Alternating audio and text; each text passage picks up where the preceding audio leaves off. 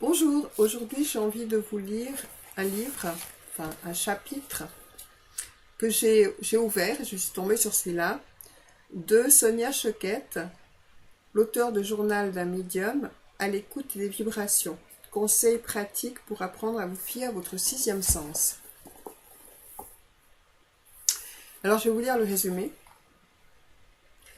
Dans ce livre à la fois fascinant et instructif, le médium, guérisseur et maître spirituel Sonia Choquette dévoile les secrets qui vous aideront à éveiller votre intuition et à être à l'écoute de vos vibrations. Vous découvrirez au fil de votre lecture les diverses clés pour atteindre un niveau de conscience plus élevé et vivre de manière beaucoup plus satisfaisante. À partir de faits vécus, Sonia nous présente ces individus qui ont appris à suivre leur intuition pour changer radicalement et améliorer leur vie. Apprenez ce qu'ils font, leurs choix, leur façon de penser, de même que leur attitude et leur perspective face à la vie. En vous inspirant de ces personnes intuitives, vous pouvez vous aussi apprendre à ouvrir le canal de votre propre voix intérieure. Votre intuition stimule votre créativité, aide à guérir vos blessures émotionnelles et apaise les tourments et incertitudes de votre cœur. Elle vous procure la paix de l'esprit et vous montre à vivre de manière beaucoup plus harmonieuse. Pour profiter pleinement de la vie et acquérir le sentiment de sécurité, de confiance et de courage que vous méritez, apprenez à être à l'écoute de vos vibrations. Voilà, quand je parle de vibrations, en fait, c'est exactement de ça que je parle. Quand je dis que l'extérieur est la manifestation de ce qu'on vibre, c'est exactement ça. L'extérieur réagit à nos vibrations. Et si je vibre la joie, je vais manifester à l'extérieur la joie. Donc, c'est à moi après de voir si ce que me manifeste l'extérieur, si ça ne me correspond pas, qu'est-ce que je suis en train de vibrer. Donc j'ai ouvert ce livre et je suis tombée sur le secret numéro 10, parce qu'elle a mis ça sous forme de secret, sur le secret numéro 10 qui est syntoniser la bonne fréquence. En apprenant à être à l'écoute de vos vibrations, juste avant de vous lire ça, en fait je vais vous dire que moi aussi, comme tout le monde, je suis connectée au champ informationnel vibratoire. Et donc, je suis, comme tout le monde, médium, clairvoyante, clairaudiente. Ces mots, c'est des mots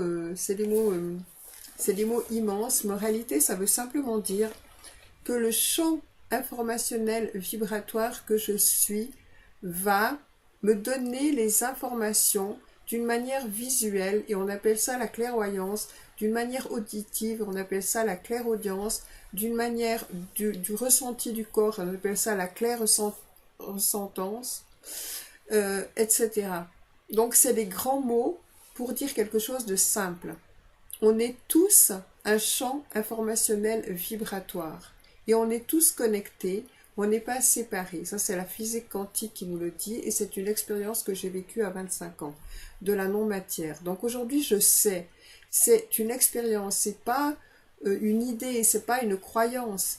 Je sais que ça fonctionne comme ça. Et la physique quantique nous le prouve.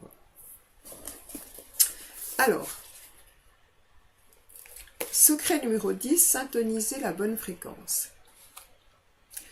En apprenant à être à l'écoute de vos vibrations, vous n'aurez plus l'illusion que nous sommes seulement des êtres physiques et mortels, distincts les uns des autres, et limités à l'espace-temps physique.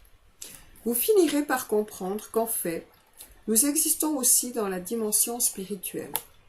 Que notre ego le sache ou non, nous communiquons fréquemment entre nous à un niveau énergétique, non localisé, comme le décrivent les scientifiques. Et nous nous transmettons ainsi nos pensées, nos sentiments, nos idées, nos croyances, de même que de l'information. Nous sommes également liés à chaque âme de la planète par le centre du cœur, ce qui signifie que nous entretenons une forme de rapport télépathique, conscient et inconscient avec les autres, proches ou éloignés, comme si nous partagions tous la même fréquence radio.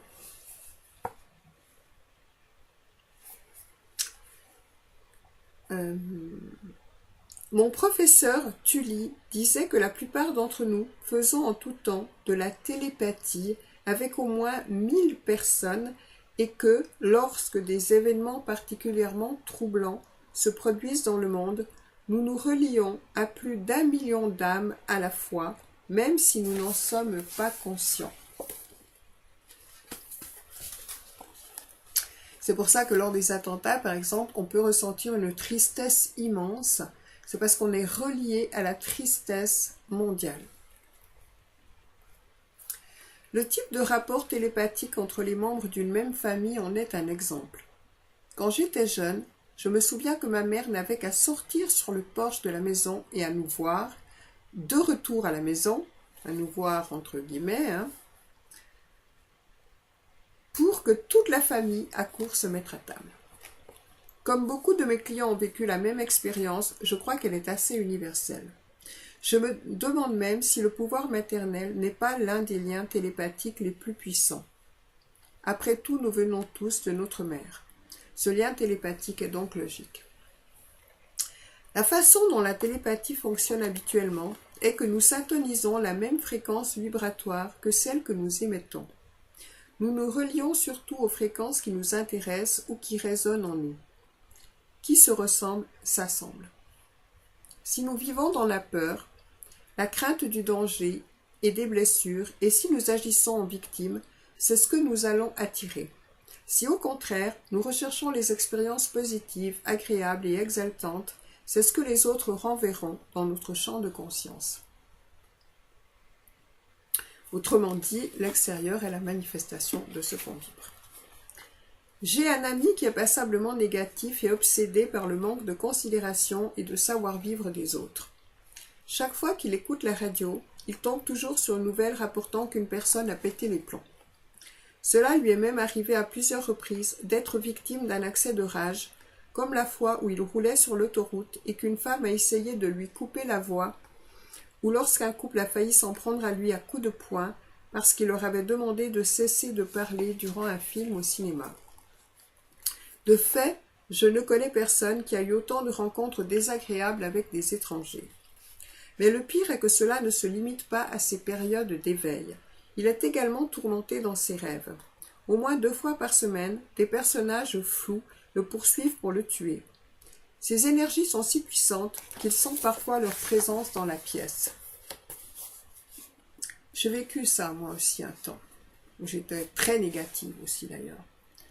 Il insiste pour dire que la négativité domine le monde, ce qui est vrai. Elle ne domine toutefois pas le monde, mais le sien. Je connais aussi un homme qui refuse de penser négativement. C'est une question de discipline spirituelle. Bon, après, c'est pas quelque chose de mental. Pour moi, ça ne devrait pas être quelque chose de discipliné. Ça devrait être juste une envie profonde d'exprimer, de ressentir et d'exprimer le meilleur. Il a toujours des pensées sereines, mais même si c'est quelque chose de conditionné, ça marche. Il a toujours des pensées sereines et les partage partout où il va. En retour, il reçoit souvent des fleurs, des lettres d'appréciation et des petits cadeaux. Et ça m'arrive tout le temps. De même que des salutations sincères, aimables et positives de chaque personne qu'il rencontre.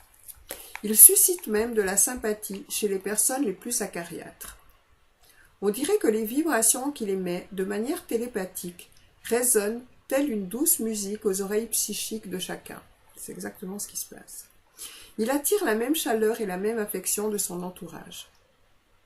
En plus de réussir à maintenir ses vibrations sur une fréquence puissante et élevée, les pensées qui circulent dans son champ de conscience continuent elles aussi d'être créatives, drôles et tendres. Il reçoit même des messages pénétrants dans ses rêves, emplis de belles images et d'une douce musique. Malheureusement de nos jours, nous sommes pour la plupart, comme mon ami pessimiste, nous avons tendance à être fascinés, voire hypnotisés par les images sombres. Bon, en même temps, on fait un petit peu de tout pour nous les montrer quand même. On n'axe pas, les médias et tout ça, ils n'axent pas forcément sur le plus beau qui existe sur cette planète. Donc c'est à nous d'aller le chercher.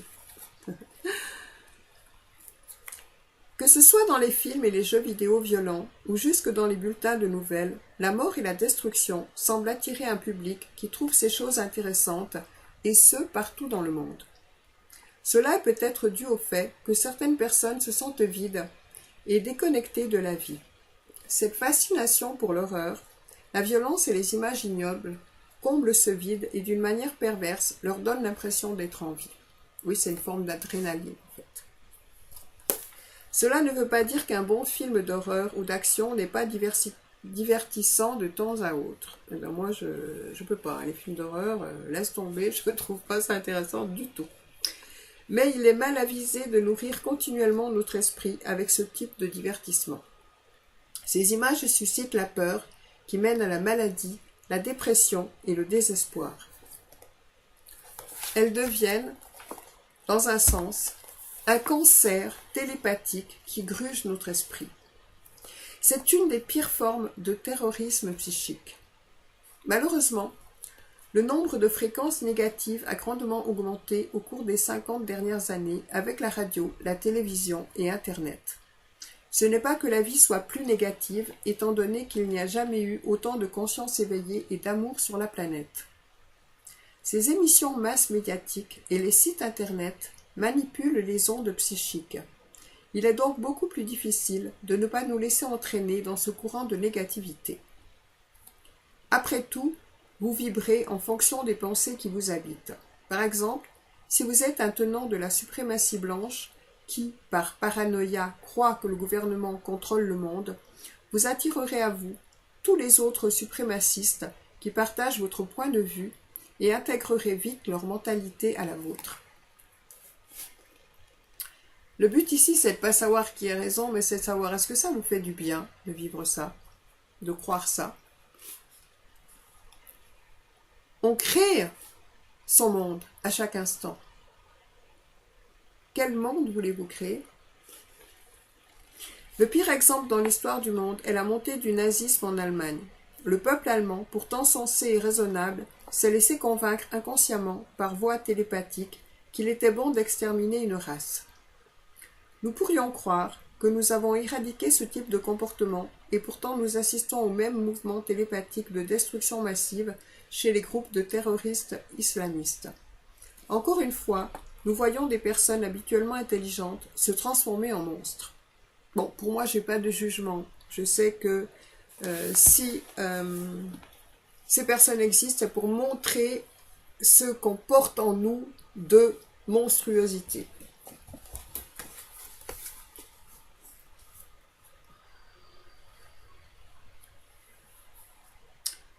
Tout comme l'endoctrinement de masse, il existe aussi une forme d'endoctrinement psychique. Voilà pourquoi il est plus qu'essentiel pour une personne qui a choisi de suivre la loi spirituelle, de continuer de lutter, j'aime pas le mot lutte parce que le combat attire le combat, contre cette contamination télépathique en envoyant de l'amour à chaque être humain. Je dirais plutôt de choisir d'envoyer de l'amour à chaque être humain. Une façon d'éviter ce genre de contamination est de vous concentrer sur ce que vous aimez.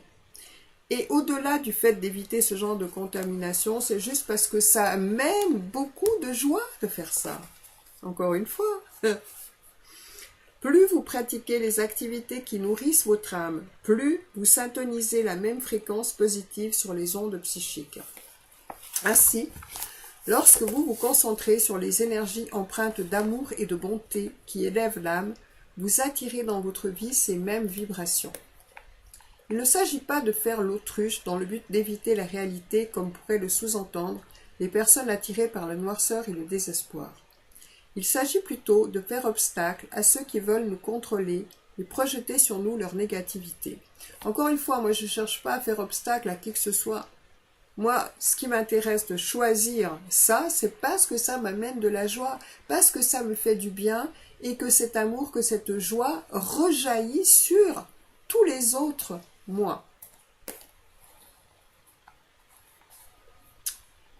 On n'a pas de leçons à donner aux gens.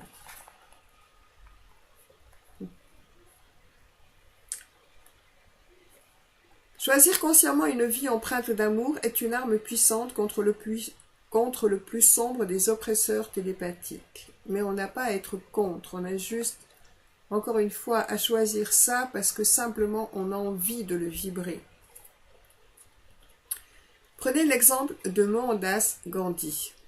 Il a libéré l'Inde en transmettant à ses compatriotes un message de paix, et ce avec une conviction inébranlable. Ben oui, mais ça lui faisait du bien à lui.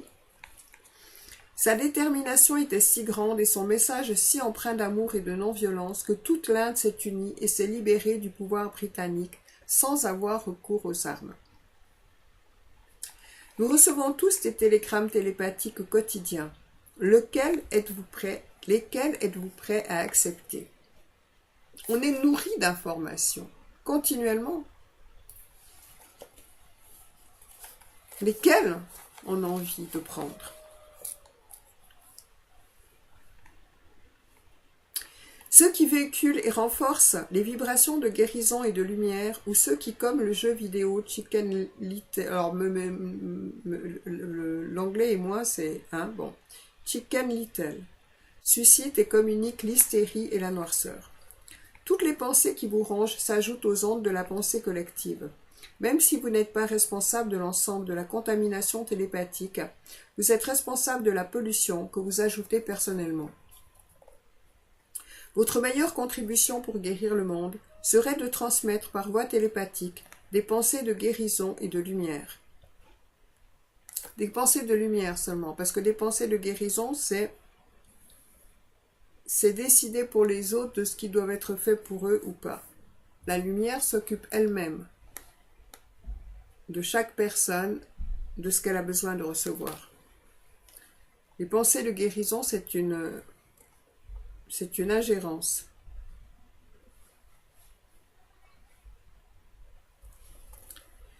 Tout en rejetant simultanément les messages de noirceur et de désespoir. Il n'y a rien à rejeter. Il y a juste à choisir ce qui est bon pour nous. Lorsque vous suivez les élans de votre cœur, vous servez de phare aux autres en devenant une source d'amour et d'inspiration. Plus vous transmettez des vibrations légères, plus elles s'amplifient, se multiplient et vous reviennent. Selon la loi spirituelle, tout ce que vous donnez vous revient décuplé, alors choisissez d'émettre dans le monde une énergie d'amour et de lumière. Malgré toutes les apparences du contraire, elle sera redirigée vers vous. Plus vous ouvrez votre cœur, plus vous êtes réceptif aux messages télépathiques. Ces signaux circulent par le chakra du cœur. Ce point physique situé au milieu de votre corps. C'est pas le cœur humain, c'est le thymus, c'est autre chose. Vous pouvez donc attirer les circonstances, les occasions et les rencontres les plus extraordinaires en émettant intentionnellement de l'amour. En voici un exemple. Le message inscrit sur ma plaque d'immatriculation transmet de l'énergie positive partout où je vais. Depuis que je l'ai installé, mes déplacements dans Chicago se sont transformés en une expérience agréable. Les gens sourient, m'envoient un signe de la main, je suppose, me cèdent le passage ou la place de stationnement et me renvoient de bonnes vibrations. Maintenant, j'adore conduire mon automobile. Cela me remonte le moral, instantanément. En matière de sixième sens, la télépathie est l'un de nos outils les plus accessibles. Tout le monde parle à tout le monde en tout temps et tout le monde est à l'écoute. Vous participez à chaque seconde à des causeries mentales, que vous le sachiez ou non. Vous pourrez le constater en prêtant attention aux pensées qui traversent votre esprit. Ne devenez pas le récepteur des déchets psychiques en laissant la négativité l'emporter sur vos pensées. Sachez demeurer vigilant et en contact avec les vibrations empreintes de guérison et de créativité qui en valent la peine. Prenez également les choses en main et émettez en vous-même, comme le disait mon professeur Tully. Si vous souhaitez aider le monde, n'ajoutez pas à sa peine. Exercice pratique pour éveiller votre sixième sens. Cette semaine, prêtez une attention particulière aux pensées qui surgissent dans votre esprit. Évitez de garder en tête les images mentales qui émettent des vibrations négatives, déprimantes, violentes, destructrices.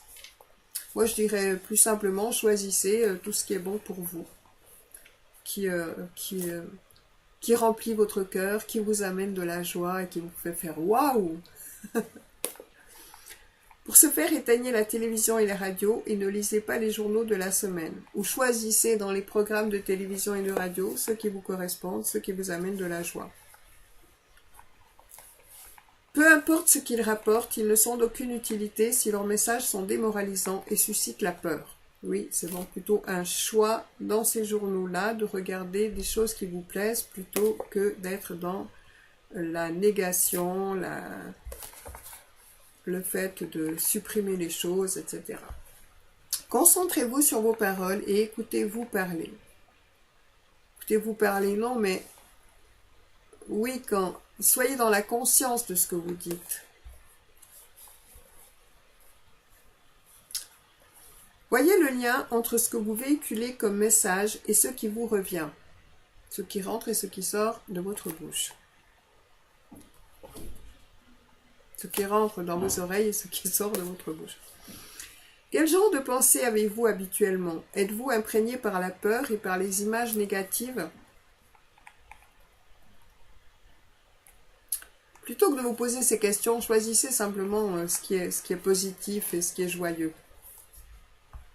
Sauf si vous avez vraiment envie de passer par le fait d'aller regarder si vous êtes imprégné par la peur ou par des images négatives. Pour moi, vous le savez, vous n'avez pas vraiment besoin de faire cet exercice. Recevez-vous des messages empreints de jalousie, de colère, de mesquinerie et d'insécurité qui vous vident de votre énergie et vous donnent le sentiment de n'être ni aimé ni aimable? Ça par contre, oui, c'est intéressant de regarder ce que vous recevez, ce que vous manifestez surtout dans votre vie. Et de savoir que ça vient de vous et non pas des autres. Si c'est le cas, changez consciemment de canal. Concentrez-vous sur des pensées supérieures et envoyez, supérieures, des pensées, plutôt des vibrations que des pensées d'ailleurs, sur le fait de vivre la joie, l'amour, la paix. Envoyez des messages d'amour et de paix à votre entourage. Imaginez que votre esprit est une station de radio FM qui reçoit et transmet des vibrations sur une fréquence supérieure. Moi, je fais ça tout le temps. Par exemple, quand je conduis, j'envoie de l'amour, de l'amour, de l'amour, de l'amour, de l'amour, de l'amour. J'envoie de l'amour à tous les autres automobilistes qui sont sur cette route. Par exemple, quand je suis en train de faire la queue à la poste, etc., plutôt que de m'énerver, j'envoie de l'amour aux gens. Et je reçois de l'amour en retour. Je reçois un sourire, bien tout d'un coup quelqu'un vient me parler, et puis après c'est quelqu'un qui est vraiment super intéressant, où il se passe plein de choses derrière. Enfin, c'est génial. La vie comme ça, c'est juste génial.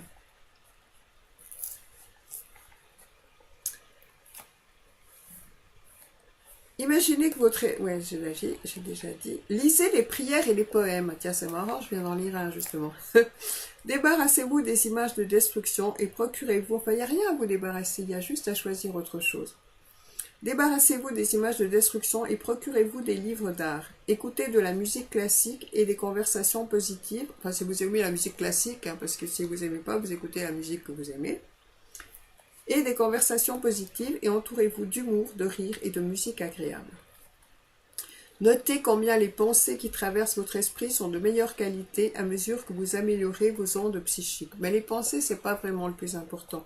Le plus important, c'est plutôt les vibrations, c'est plutôt ce que vous vibrez, ce que vous émettez, ce qui est concret.